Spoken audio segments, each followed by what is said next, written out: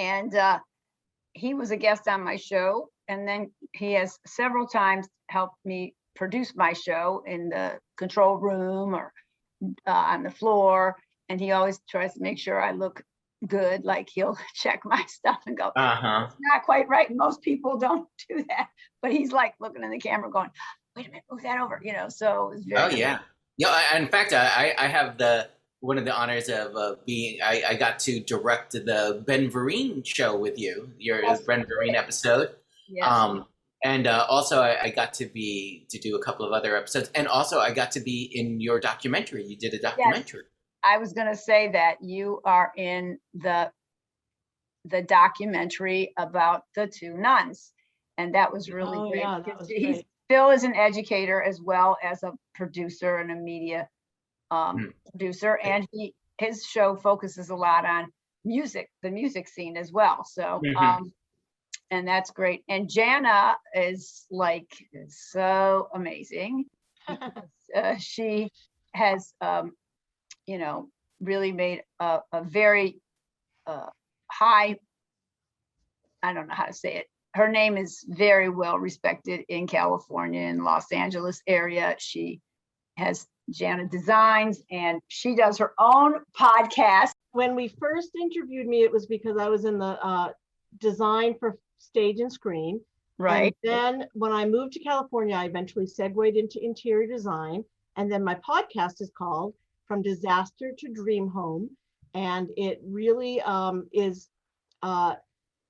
it is taking the viewer, the listener, through a year of building your house from the ground up. And we're on week 16. It's very exciting. Yeah, and you have wonderful people that you bring. Cabinetry. Right. Oh, good. Yeah, and you bring great people on to discuss the things as well. And what's great about your work, Jana, is that you will do something from the ground up, but you'll also go in and major renovations or tweak people's houses, or put the design for a whole company or office, like put their little footprints down for how they want their company to look visually. So it's really great.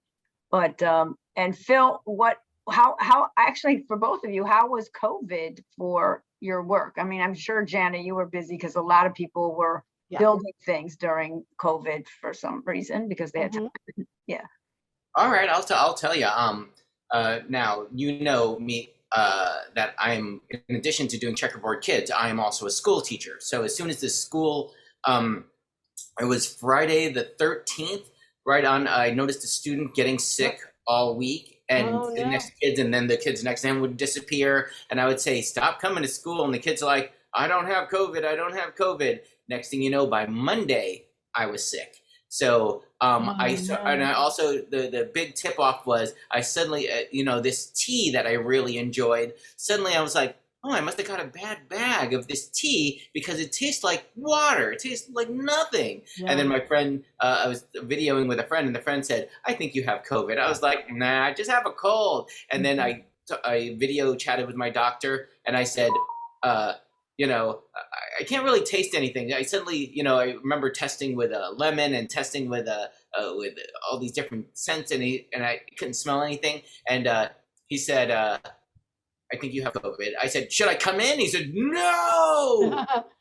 So after that, I just stayed home for 2 weeks. Luckily, I would say having a healthy lifestyle, and also I'm vegan, so I don't really eat and I used to take zinc every day since I didn't eat meat or anything like that. So I had a big supply of zinc, which I was always taking anyway. So I think that was one of the things that helped me out, because also you couldn't buy zinc for love or money once COVID came. Yeah, right.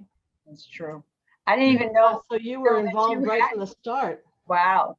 And then did you feel pretty great? I mean, not pretty great, but after the 2 weeks, were you kind of more yourself, or did it take 2 weeks? 2 weeks, I was all right. And then everybody else started getting sick, and people started dying. And it was just like, it was really scary. Bizarre. I also up to with your show, Phil, right now.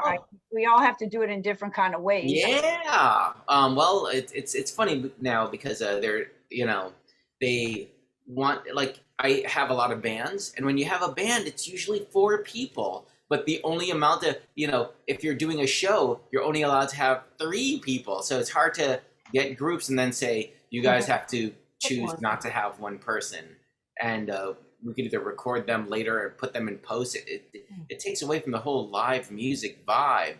But I guess I'm gonna have to get a whole bunch of power trios and duets in there and stuff like that.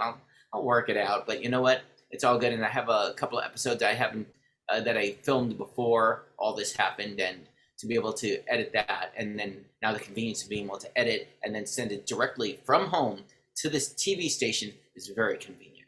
Mm-hmm. Yeah, it does work.